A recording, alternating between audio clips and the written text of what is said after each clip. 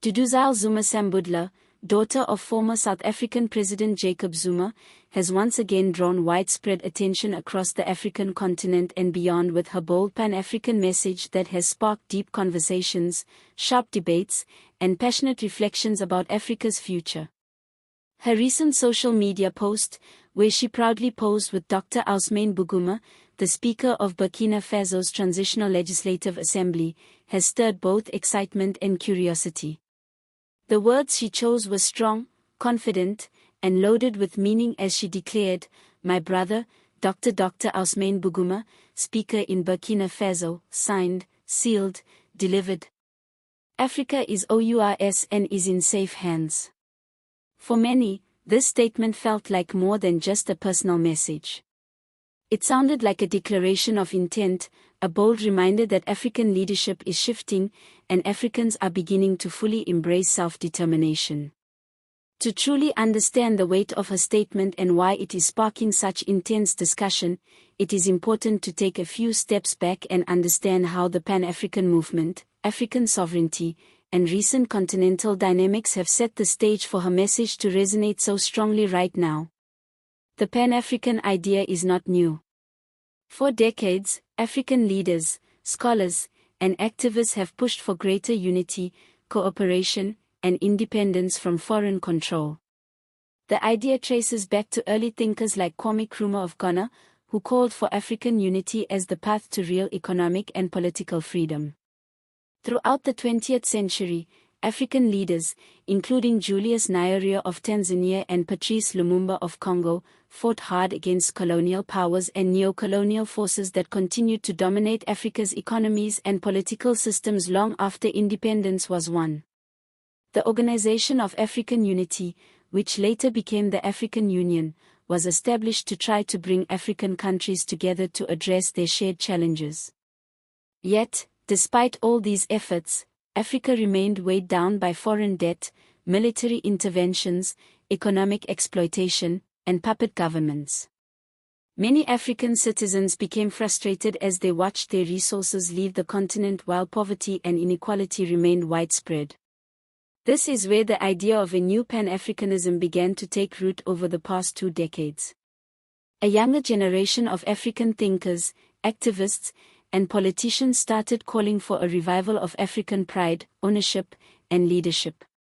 They wanted Africa to be free from Western and Eastern domination, including rejecting exploitative trade deals, foreign military bases, and unfair political influence.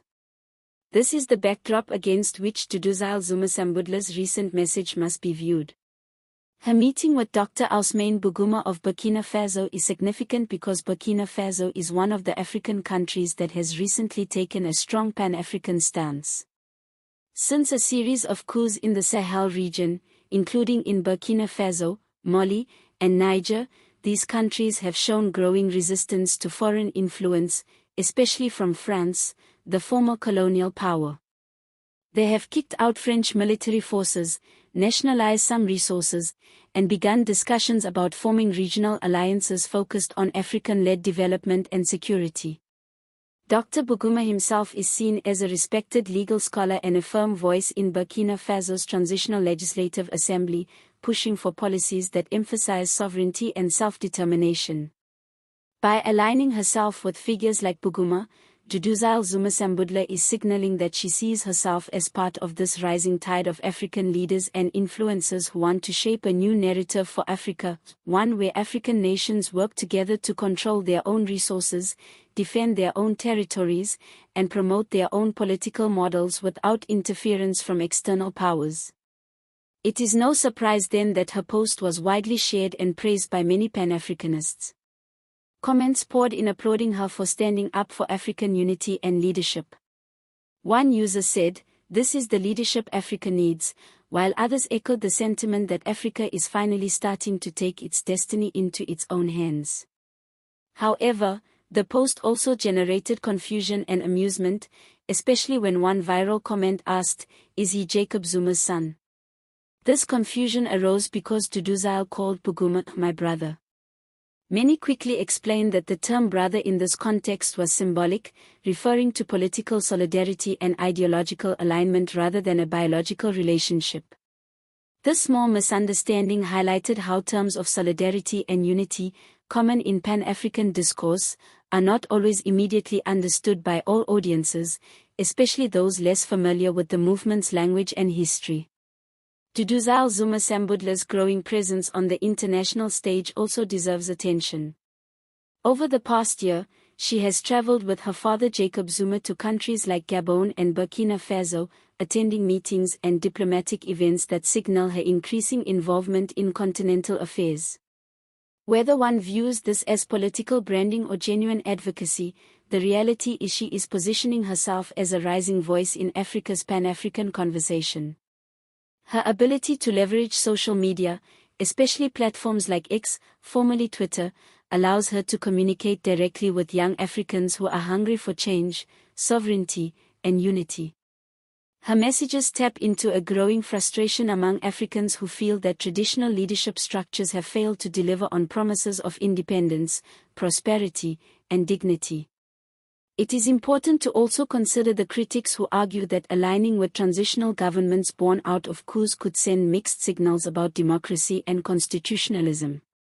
Some observers warn that while resisting foreign influence is vital, it should not come at the cost of sidelining democratic principles and human rights.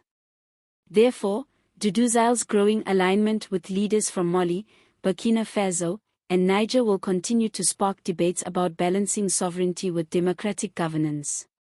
As we look ahead, Duduzile Zuma-Sambudla's trajectory will be something to watch closely. Her bold stance on Pan-Africanism, her growing network of influential figures, and her confident messaging suggest she is carving a political path that could shape conversations about Africa's future leadership. Will she emerge as a significant Pan-African leader in her own right? Will she inspire a new generation of African youth to embrace sovereignty, unity, and self-determination? Or will her efforts face obstacles due to political complexities, criticism, and resistance from more traditional power structures? Only time will tell. But one thing is clear, the conversation she has sparked is far from over. If you enjoyed this deep dive into the topic, don't forget to subscribe to the channel for more detailed analysis of African politics and leadership. Let us know in the comments what you think about Duduzile Zuma-Sambudla's message and whether you believe Africa is truly entering a new era of sovereignty and unity. We want to hear your views, so share your thoughts below. Beyond her Pan-African message and political travels, what also stands out about Duduzile Zuma-Sambudla is how she skillfully blends symbolism, history, and modern communication to craft her narrative.